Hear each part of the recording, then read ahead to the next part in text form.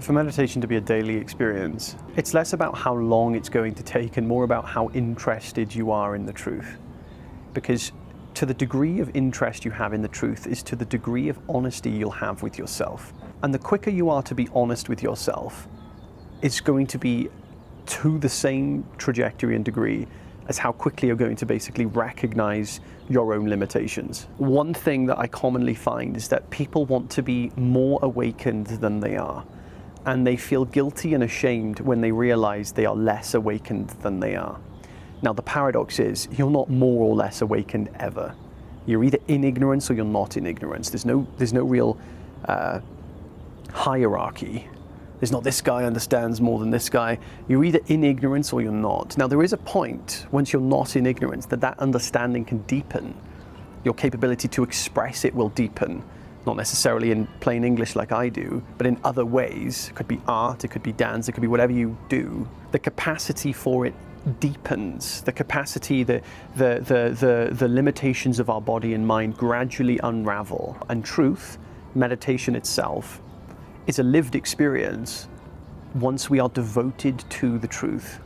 Now, being devoted to the truth doesn't mean that you shave your head and head over to the Shivananda ashram and commit to decades of meditation practice. Absolutely not. I would consider that more of a rehabilitation center than anything else. Necessary for some, but not for others. We're at a day and age where you don't have to meditate in caves. Meditation is best understood as an understanding. So this is a very important thing to see, is that your devotion to the truth means that you're going to have perpetual self-honesty. And perpetual self-honesty means you're going to be super human. Like you're going to be very human, and you're going to be very humble with yourself. So you're not going to appropriate an understanding that clearly isn't sunk in yet. You're going to be very, very painstakingly honest with yourself. And then you'll come to the conclusion that you just don't know. You don't know anything. And this not knowing anything is going to liberate you, because you're not going to know whether you're infinite, you're not going to know whether you're finite, you're not going to know whether you're in meditation, out of meditation. It's going to mean nothing to you. You just want to know the truth. You're just interested in the truth, and you admit and you are clear that you just do not fully know. Oh my God, it's orgasmic to hit that realization. And once you do, you get to see that that is essentially the start of your meditation. That's the reality of it. So don't see meditation as something that you practice, because the minute you do is the minute you start to do something that you're not, right? I don't go practicing Saja. I am Saja. I do that every day. It's a beautiful activity. I enjoy it. But I don't practice being Saja, you see? Likewise, you shouldn't need to practice meditation. Meditation is what you are. You are that on a fundamental level. Meditation is essentially an understanding, and the understanding is, it is what you are. So the path is to understand, well, how does that make sense? So you could see that the path to meditation is truly an understanding, and the practices that you practice are simply to open your mind up to be able to hear what I'm actually saying. Because if you have a closed mind, then you're not going to be receptive to any of the things I'm sharing, all the things anybody else is sharing, right? You back in the day, they'd have the direct path as an approach that was for people who were capable of understanding. And if they didn't understand, they'd say, here, take this meditation practice, meditate for the next 20 years, come back when you're ready. And then they'd come back to the teacher, they'd say, okay, I'm ready now, sir. The teacher would say, okay, and he'd take you through the direct path. And if you still couldn't comprehend it, he'd say, okay, don't worry, forget what I said, take this mantra, go meditate again for another decade.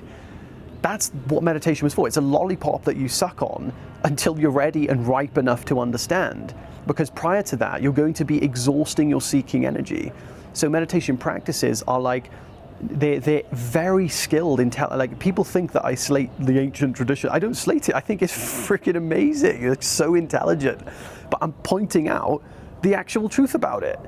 And if that insults you or offends you, you've clearly over-identified with something, with some nonsense, haven't you? So let's just get real for a minute. Meditation needs to be put in its place. The practice is a lollipop to suck on until we're ripe enough to understand.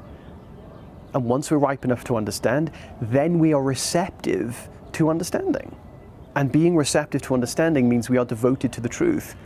If we're devoted to ending our suffering, meditation as a lived experience is just redundant. I don't slate the practice. I see the necessity of it. But here is the necessity of it. It's a way to exhaust the seeking energy. The seeking energy is the energy that thinks it can find happiness doing a certain thing. So instead of saying, okay, go and search the amalgam of opportunities in the world to find happiness, just do this one thing instead. And what that does is it's really, honestly, it trains the mind to get accustomed to just one thing. Because the one thing that will be experienced after that is your true nature. That'll be the one thing you experience, is God. So it's like training you to get fixated and to lower your dopamine levels so that you can actually concentrate, so that you're actually able to hear these words. Some people listen to the meditations I share and they can't listen to it. Just one ear out the other, their mind's twitching, they're going different directions. So they're just not ripe for this understanding yet. It doesn't mean they won't be. It just means right now their mind is still rampant. They still need to concentrate their attention, hone their energy, and allow themselves to actually be freed from the need to end their suffering and the need to find happiness in the world. So meditation becomes a lived experience when you have no belief left in being temporary, limited, and finite. That is what meditation is. So basically the practices make you ripe for understanding, because we're in a position where we're open to, when we meditate, what happens is, we forget what we are, basically. We forget what we are, and we spend a long time in this mode of not knowing what we are. And when we're not knowing what we are, we're not knowing that we're finite. And when we're in the moment where we don't think that we're finite or believe that we're finite, that's what meditation is. That's why people in the flow state, they're not thinking, oh, I'm an individual self playing basketball and I'm going to shoot this hoop. They're not thinking that. They just do it, and that's what the flow state is. They're not in the moment believing that they're separate from their environment. They're one with their environment. Yes, the minute their basketball hoop misses and they feel ashamed or blah, blah, blah, they're going to feel separate again. And then maybe after they finish the game, the next day, they're feeling separate again.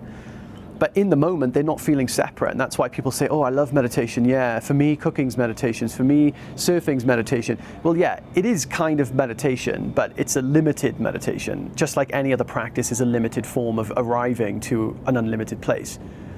So we just want to go there from an unlimited place, a place that requires nothing. It's just a natural consequence, therefore, of understanding. And that place of understanding is unconditional. So from that point of view, we basically consciously go to the removal of the belief in separation. And therefore, beyond that point, there may be triggers in experience that kind of snap us back into separation. But they're no longer something that does that all the time, because the root cause has been removed. You know, so once the root